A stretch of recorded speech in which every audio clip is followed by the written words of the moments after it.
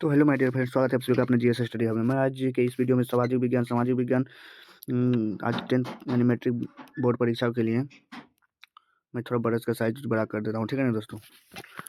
तो मैं Bihar board matric परीक्षा 2026 के लिए सामाजिक विज्ञान यानी सोशल साइंस का टॉप 10 सब्जेक्टिव क्वेश्चन लेके आया हूँ दोस्तों। 20 फरवरी को यही आएगा। क्यों बोल रहा हूँ दोस्तों, आप पहले क्वेश्चन देखिएगा, क्वेश्चन का लेवल देखिएगा, उसके बाद जज कीजिएगा कि 20 तारीख को यही पेपर छपेगा या नहीं छपेगा, ठीक है ना दोस्तों। तो चलिए हम क्वेश्चन की ओर चलते। क्वेश्चन देखिएगा क्या है हमारे पास। महात्मा गांधी असहयोग आंदोलन ही क्यों चलाया था, ठीक है ना। महात्मा गांधी ने अपनी पुस्तक हिंद स्वराज में कहा था कि भारत में ब्रिटिश शासन की स्थापना भारतीयों के सहयोग से हुई है, ठीक है ना, भारत के सहयोग से हुई थी। यह शासन इसी के सहयोग के कारण चल पा रहा था, ठीक है ना। यदि यदि भारत के लोग अपने सहयोग वापस ले ले तो साल भर के भीतर ही ब्रिटिश शासन ढह जाएगा, ठीक है ना। और स्वराज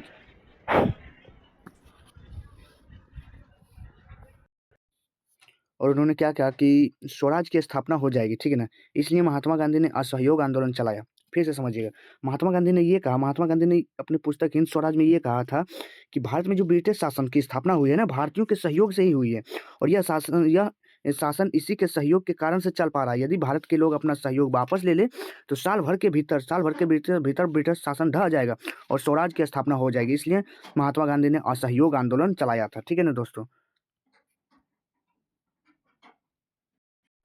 तो ये था हमारा पहला क्वेश्चन, ठीक है ना। पहला क्वेश्चन ये था हमारा, महात्मा गांधी ने असहयोग आंदोलन क्यों चलाया। इसका विश्लेषण आप लोगों ने संपूर्ण रूप से देखा। तो चलिए क्वेश्चन नंबर 2 की ओर चलते हैं। क्वेश्चन नंबर 2 देखिएगा क्या है। मेटरनिक युग क्या था। मेटरनिक जो है ऑस्ट्रिया का चांसलर था, ठीक है ना, जो घोर प्रतिक्रियावादी था। अपने राज्य में किसी भी प्रकार के सुधार के पक्ष में नहीं था। उसकी नीति थी कि शासन करो लेकिन परिवर्तन नहीं होने दो। 1815 से 1848 तक के काल को यूरोप के इतिहास में मेटरनिक युग के नाम से जाना जाता रहा, ठीक है ना दोस्तों। फिर से समझिएगा, देखिए क्या कह रहा है यहाँ पे। मेटरनिक जो है ऑस्ट्रिया का चांसलर था, ठीक है, जो घोर क्या था दोस्तों, प्रतिक्रियावादी था, ठीक है ना। अपने राज्य में किसी भी प्रकार के सुधार के पक्ष में वो नहीं था, ठीक है ना। उसकी नीति थी कि शासन करो लेकिन परिवर्तन नहीं होने दो। जो अनपढ़ है उसको अनपढ़े रहने दो, मतलब उसको शिक्षित मत बनाओ, ठीक है ना, ये था। और ये 1815 से 1848 तक के काल को क्या कहा जाता है, मेटरनिक का युग कहा जाता है, ठीक है ना। यूरोप के इतिहास में मेटरनिक का युग कहा जाता है, ठीक है ना। चलिए क्वेश्चन नंबर 3 की ओर चलते हैं। क्वेश्चन नंबर 3 देखिएगा क्या है हमारे पास। क्वेश्चन नंबर 3 देखिएगा क्या है दोस्तों, कि 1848 ईस्वी फ्रांसीसी क्रांति के कारण क्या थे। सन 1848 ईस्वी के फ्रांसीसी क्रांति का प्रमुख कारण निम्नलिखित थे, ठीक है ना। क्या था, मध्यम वर्ग के शासन का प्रभाव, ठीक है, राजनीतिक दलों में संगठन का अभाव, समाजवादी का प्रसार, लुई फिलिप की नीति, ठीक है ना। इस क्रांति का सबसे प्रमुख कारण था कि लुई फिलिप की नीति और जनता में उसके प्रति असंतोष था, ठीक है ना दोस्तों। वह अपनी जनता की तत्कालीन समस्याओं को सुलझाने में असमर्थ था। ये क्रूर शासन के रूप में भी माना जाता है, ठीक है ना दोस्तों। क्रूर शासन के रूप में भी लुई फिलिप को माना जाता है, ठीक है ना। अब क्वेश्चन नंबर 4 देखिएगा क्या है। क्वेश्चन नंबर 4 है हमारे पास। 1855 के सॉरी 1815 के वियना संधि के क्या उद्देश्य थे। 1855 बोल दिया था, माफ कीजिएगा दोस्तों, ठीक है ना। 1815 की वियना संधि के क्या कारण था, ठीक है ना। 1815 की वियना संधि की निम्नलिखित उद्देश्य था, ठीक है ना। उसमें क्या था, उन कई सारे बदलाव को खत्म करना जो नेपोलियन युद्धों के दौरान किया था, ठीक है ना। और बुर्बो वंश को पुनः सत्ता में बहाल करना, ठीक है ना। और फ्रांस की सीमाओं पर कई राज्यों का कायम करना, जो फ्रांस का विस्तार ना कर सके, अपना फ्रांस जो है विस्तार ना कर सके। इसका जो था, ये 3 मुख्य उद्देश्य था, ठीक है ना दोस्तों। नेपोलियन युद्धों के दौरान क्या किया था कि बुर्बो के शासन को खत्म कर दिया था। तो ये बुर्बो के शासन को मतलब फिर से लाना चाहता था, ठीक है ना। और फ्रांस की सीमाओं पे, यानी कि जो सीमाओं पे और मतलब कि कई राज्यों का कायम करना था, ठीक है ना, जिससे कि फ्रांस आगे नहीं बढ़ सकता था, ठीक है। अब क्वेश्चन नंबर 5 देखिएगा क्या है। क्वेश्चन नंबर 5 है हमारे पास। इटली और जर्मनी के एकीकरण में ऑस्ट्रिया की क्या भूमिका थी, ठीक है ना। इटली और जर्मनी के एकीकरण में ऑस्ट्रिया की काफी महत्वपूर्ण भूमिका थी। इटली और जर्मनी के एकीकरण में सबसे बड़ी बाधा ऑस्ट्रिया ही थी, ठीक है ना। ऑस्ट्रिया कभी नहीं चाहता था कि इटली और जर्मनी का एकीकरण संभव हो। दूसरी ओर एकीकरण के पूर्व जर्मनी 300 से ज्यादा भागों में बटा हुआ था, ठीक है ना, जिसके 2 सबसे बड़े भाग ऑस्ट्रिया और प्रसा था, ठीक है ना, ऑस्ट्रिया और प्रसा था। ऑस्ट्रिया चाहता था कि जर्मनी उसके अधीन रहे, ऑस्ट्रिया चाहता था कि जर्मनी उसके अधीन रहे, जबकि प्रसा जर्मनी को अपना करना चाहता था, क्योंकि जर्मनी की अधिकतर जनता प्रसा के अधीन होनी चाहती थी, ठीक है ना। जिससे स्पष्ट है कि ऑस्ट्रिया और जर्मनी का एकीकरण की सबसे बड़ी बाधा क्या था दोस्तों, क्या था? ऑस्ट्रिया और जर्मनी का एकीकरण में सबसे बड़ी बाधा क्या था? ऑस्ट्रिया था, ठीक है ना दोस्तों, क्या था? ऑस्ट्रिया था। अब क्वेश्चन नंबर 6 देखिएगा क्या है। क्वेश्चन नंबर 6 है मेरे पास। भारत आने के बाद गांधी जी द्वारा चलाया गया पहला आंदोलन कौन था? दक्षिण अफ्रीका से भारत आने का बात कर रहा है, ठीक है ना दोस्तों। तो दक्षिण अफ्रीका से जब गांधी जी भारत आया था, तो पहला मतलब जो आंदोलन था वो कौन सा आंदोलन चलाया था, ये पूछ रहा है। दक्षिण अफ्रीका से भारत लौटने के बाद, दक्षिण अफ्रीका से भारत लौटने के बाद दक्षिण अफ्रीका से भारत लौटने के बाद गांधी जी ने 1917 इसमें बिहार के चंपारण से अपने पहले सत्याग्रह आंदोलन शुरू किया था, ठीक है ना। अपने पहले सत्याग्रह आंदोलन शुरू किया था। गांधी जी ने ये यहाँ के दमनकारी बगान व्यवस्था की खिलाफ था, ठीक है ना दोस्तों। यानी तीन कठिया प्रणाली जो था ना, उसके ये जो मतलब कट्टर विरोधी था, ठीक है ना।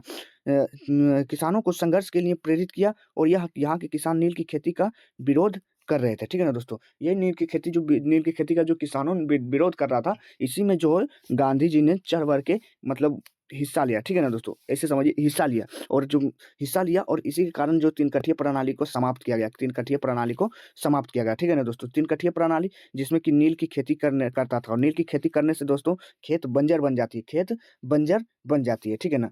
अब चलिए क्वेश्चन नंबर 7 देखिएगा। क्वेश्चन नंबर 7 है, उपभोक्ता किसे कहते हैं? उपभोक्ता किसे कहते हैं? कोई भी व्यक्ति जो अंतिम वस्तुओं का उपयोग करता है उसे उपभोक्ता कहते हैं। जैसे समझिएगा, देखिए एक कोई कंपनी है, ठीक है ना, ये प्रोडक्ट का निर्माण कर रहा है, ठीक। उसके बाद बीच में बहुत बिजोलियों, जैसे मान लीजिए कोई पहले इसका मतलब जाँच ऊँच किया, फिर आ गया एक मतलब होलसेल वाला आ गया, फिर वो एडिंग वाला आ गया, ठीक है ना, जो मतलब ऐड करता है, यानी कि सामानों को चढ़-बढ़ के मतलब हम लोगों के तक समझाने का काम करता है। उसके बाद क्या आता है, और भी बीच में कुछ प्रोसेसर होता है, ठीक है ना। उसके बाद क्या आता है, उसके बाद हम लोग आते हैं, कस्टमर लोग, ठीक है ना। कस्टमर लोग यानी कि जो हम उपयोग कर रहे हैं। अरे बीच में कोई भी कुछ क्या कर रहा है, होलसेल वाला क्या कर रहा है, वहाँ से तो सामान ला रहा है। ऐड वाला क्या कर रहा है, ऐड वाला तो दिखा रहा है, लेकिन वो तो यूज़ कर रहा है या नहीं कर रहा है, कोई देख रहा है, नहीं देख रहा है ना, लेकिन यूज़ कौन कर रहे हैं, हम लोग कर रहे हैं। तो यही जो कोई व्यक्ति जो अंतिम वस्तुओं का उपयोग करता है, उसे क्या कहते हैं दोस्तों? उपभोक्ता कहते हैं। क्या कहते हैं? उपभोक्ता कहते हैं, ठीक है ना। क्वेश्चन नंबर 8 देखिएगा क्या है। क्वेश्चन नंबर 8 है हमारे पास। रोलेट एक्ट क्या था? रोलेट एक्ट क्या था? रोलेट एक्ट ब्रिटिश सरकार द्वारा 1919 में पारित किया गया एक काला कानून था। क्या था दोस्तों? काला कानून था। इस कानून के ज़रिए सरकार को राजनीतिक गतिविधियों को कुचलने और राजनीतिक कैदियों को 2 साल तक बिना मुकदमा चलाए रखने जेल में बंद रखने के अधिकार मतलब कि अधिकार मिला था, ठीक है ना, ब्रिटिश सरकार को, ठीक है ना दोस्तों। यानी कि रोलेट एक्ट ब्रिटिश सरकार द्वारा 1919 में पारित किया गया था, ठीक है ना। यह एक काला कानून था, और इस कानून के ज़रिए सरकार को राजनीतिक गतिविधियों को कुचलने और राजनीतिक कैदियों को 2 साल तक बिना मुकदमा, यानी हमको शक हुआ आप पे, तो हम आपको 2 साल तक बिना मुकदमा के ही जेल में बंद करके रख देंगे, ठीक है ना। कोई कुछ नहीं बोल सकता है, ठीक है ना। ये इस कानून का एक मतलब वो था, ठीक है ना दोस्तों। अब क्वेश्चन नंबर 9 देखिएगा क्या है। क्वेश्चन नंबर 9 है हमारे पास। समवर्ती सूची क्या है? समवर्ती सूची क्या है? समवर्ती सूची क्या है? विषयों की ऐसी सूची जिस पर कानून बनाने का अधिकार राज्य और केंद्र दोनों को प्राप्त होता है, परंतु दोनों सरकारों में टकराव होने की स्थिति में केंद्र सरकार द्वारा बनाए गए कानून ही मान्य माना जाता है, ठीक है ना। यानी इसमें सिर्फ बहस ही कर सकता है राज्य सरकार। अगर केंद्र सरकार ने कोई कानून बनाया, तो 90% चांस है कि वो, अगर केंद्र सरकार का मन है कि ये लागू होगा, तो 90% चांस है कि वो लागू होगा। इस पे क्या होता है कि राज्य सरकार सिर्फ इस पे अपना मत दे सकता है, बहस दे सकता है, ठीक है ना दोस्तों।